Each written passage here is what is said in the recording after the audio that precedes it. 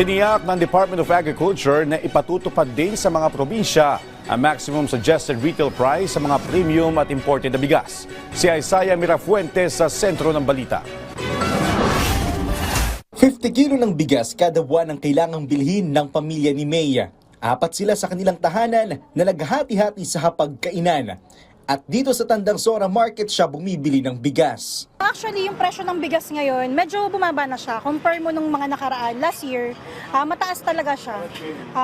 Pagka yung sahod mo, minimum wage katulad last year, talagang di mo kakayanin. Ngayon, medyo bumaba na siya kahit papano. Ikatlong araw ngayon ang pagpapatupad ng maximum suggested retail price sa mga premium imported na bigas. Simula noong Lunes, ipinatupad ng Department of Agriculture ang 58 pesos maximum suggested retail price sa bigas. Ibig sabihin, 58 pesos na dapat ang pinakamahal na imported na bigas na ibinibenta sa mga palengke. Bumaba naman po ng konti. Yung imported natin bumaba po ng 3 piso.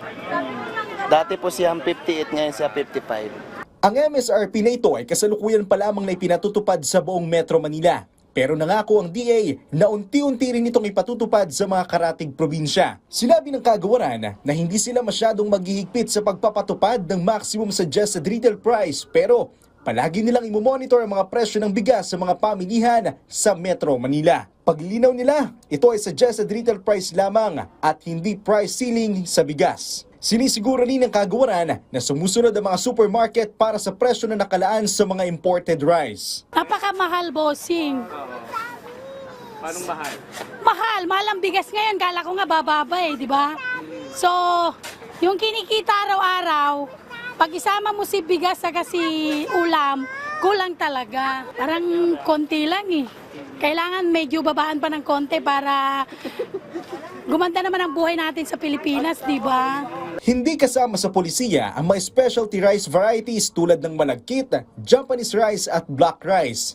Balangkas rin sa MSRP na may kasamang 10 pesos per kilo nominal profit margin sa landed cost ng imported na bigas. Maliban dito, tuloy-tuloy pa rin ang kadiwa ng Pangulo Kios sa ilang mga pamilyan sa Metro Manila na nagbibenta ng mga imported at lokal na bigas. Isaiah Mirafuentes para sa Pambansang TV sa Bagong Pilipinas.